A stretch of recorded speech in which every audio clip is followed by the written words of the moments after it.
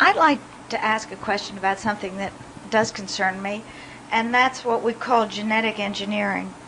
It seems to me, just looking at from a broader picture, that whenever we decide to tamper with what is natural, such as taking the atom and splitting it, or taking a gene and splitting it, that we run the risk of getting into some very iffy territory and perhaps dangerous territory by our abuse of it. We always justify it by saying that there's some good to be gained. But do we, in actuality, in tampering with nature, with the natural law, do we actually run the risk of getting into more difficulty than what might be of benefit? The natural law says that that which I give my attention to is that which I experience. And so technically there is nothing that you might tamper with or become involved in that could not produce very beneficial results for you. In other words, if it is your intent to do that within that which is in harmony with what you are wanting, then you would not run into danger. Well, perhaps I shouldn't say the natural law. I'm thinking more of a physical law. In other words, because we have interpreted all our thought patterns into an illusion we call physical existence, there are certain laws that we have agreed upon, whether it's gravity or whatever it may be.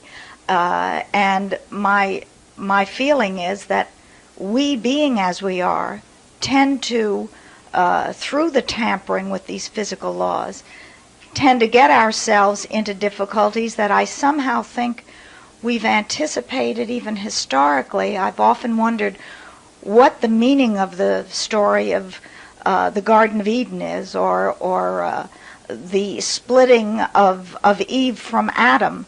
And I keep thinking that all of this is to indicate to us that when we take a whole and attempt to split it, whether it's plucking the apple off the tree of knowledge and taking, therefore perhaps separating reason from emotion at that point, and now there you have it. You see, there is nothing that is taboo for you. There is nothing that you are not allowed to delve into and experience. There are no limitations. No. But where you run into trouble as physical creatures is that you often act too soon. You act before you have allowed yourself to prepare with thought, and you don't listen to your guidance. And so very often, even though your guidance is saying, no, no, no, under these conditions, what you are wanting will not be fulfilled, you plunge forcefully ahead because you believe so much in action, you see. If you were, as you were saying, blending your conscious desire with your emotional response to it, then you would never get into any sort of trouble. But it could not happen. My feeling is that we always anticipate these problems, either the sages or just from higher information that we do channel, that we, as I said, I feel that what we are being shown, for example, in the story of Adam and Eve, even the desire of splitting the masculine and feminine aspects of all of our natures into two diverse poles, and as well as taking reason and knowledge and we separate them. I mean, this is not that it has to be done, it's that man up to this point seems to. We separate soul from physicality, we separate God from self.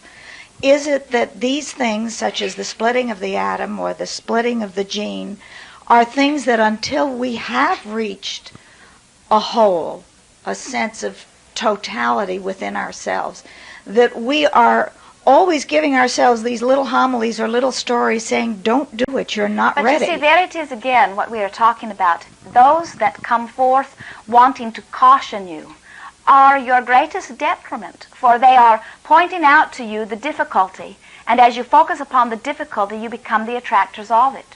But we weren't cautioned about splitting the atom. Nobody cautioned us about that. Nobody even thought in terms of interpreting some of the old stories as taking what is a perfect whole and splitting it to what may be a sub-essence, or at least a part of an essence, that until we are equipped to understand the magnitude of it, to understand the beauty of it, that we that we can do more harm than good.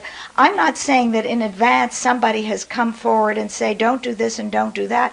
I'm saying that we don't seem to learn from our own lessons because we don't look at the lessons. The reason that you're not learning is not because you are doing things that are forbidden or things that you're not supposed to be doing, not because you're delving too far too fast.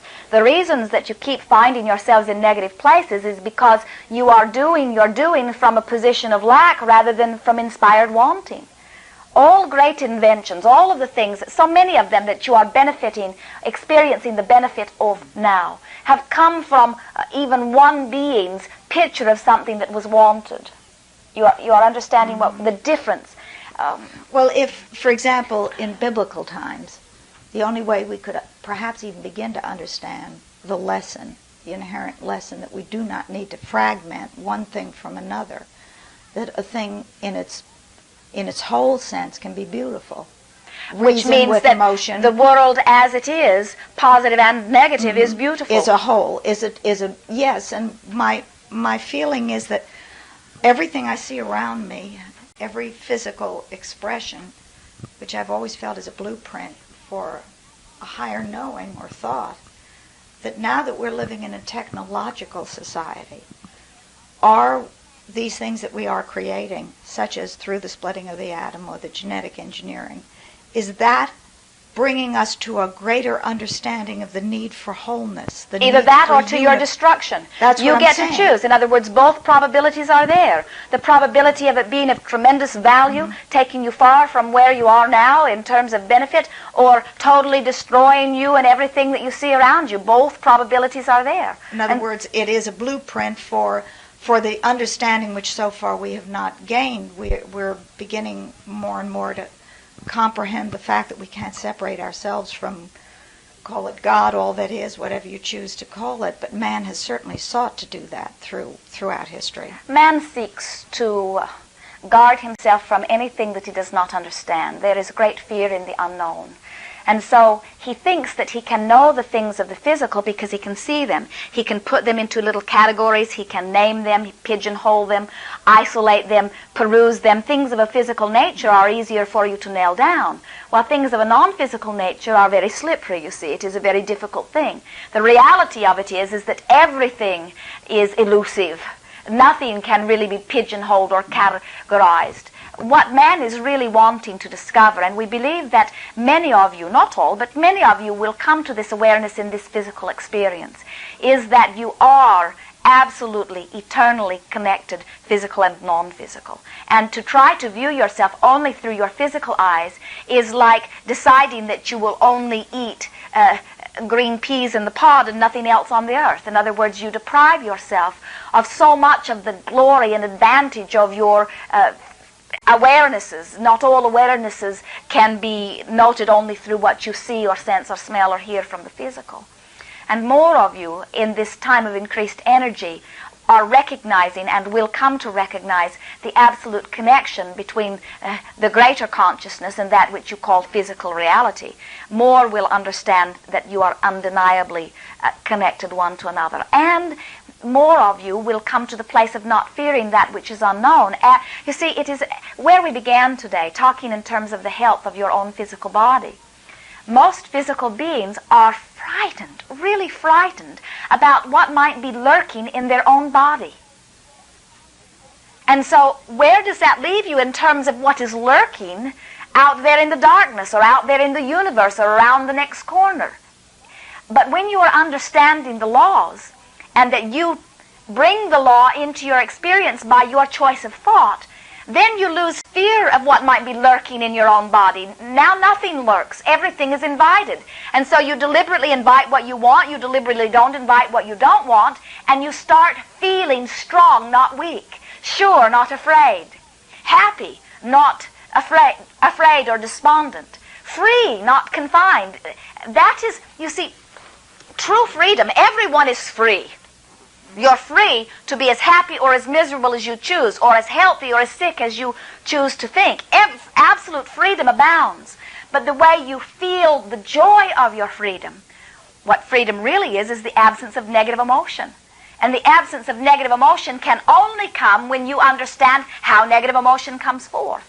And so we would say that your splitting of the atom will be of tremendous benefit to you. It is a resource of energy and power, and you need not experience the negative repercussions that you are worrying about from it.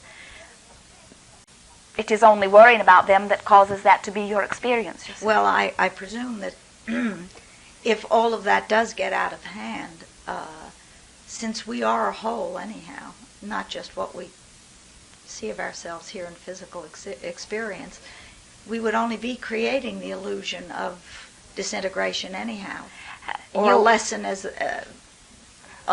in trying to remind ourselves that we are whole. You can have it all. You can have all of the good and all of the bad simultaneously, and one does not need to interfere with the other. And you as individuals can participate within and experience one or the other of some of both, you see. That is why upon your planet right now exists those who are very free-feeling and looking forward to the future, and those that are frightened, really frightened of what the future holds. And we say, here you are all living upon one planet. And then the argument comes forth, well, what about the physical evidence? In other words, if some madman gets the atom bomb and uses it as in a destructive way, could we not completely destroy the planet? And we say, it is a possibility. It is even a probability. But you may participate within it or not participate within it. It is really up to you. And that is when you will truly understand that you have the ability. You see, as you emerged into these bodies, you understood all of those probabilities. You saw the direction of things, and still you made the decision to be here. Some of you because you thought you might divert some of that with your positive influence, you see. Really, the role of the family of Abraham is to be the deliberate, positive attractors unto us. Because as we understand law of attraction, we know others who seek the same will be drawn unto us. And since we know that everyone is seeking the joy, not the pain, we know that there is a desire, even though it is buried pretty deep in some of them, for what we are about. And so we continue to come forth, knowing that our clarity can do nothing more than uplift others. Does that mean that confusion is bad? No. Does that mean that we resent others being confused or thinking about things that we do not want? No, because they are the creators of their experience. When you understand the laws, you stop worrying about what everyone else is doing. You recognize that you are powerful enough to have it the way you are wanting it, you see. Indeed. You said just now that all seek the joy, not the pain. But isn't it true that many believe that they have to have the pain first to have the joy, even to have the pain and have a miserable physical experience to have a joyous experience in heaven? I mean, it's an absolute belief. Let us take someone that has joined a religion, and this religion teaches that you really have to suffer in order to be blessed, that you really have to be unselfish in the sense that you never do anything that you want, that you just become a server of others. Someone who believed that that would put them in a place of being good, who really wanted to be good, could actually find joy in that sort of behavior. Because the intent and the activity were in harmony. There is not a right and wrong. We cannot give you the recipe for joy. You are the creator of it, you see. Good.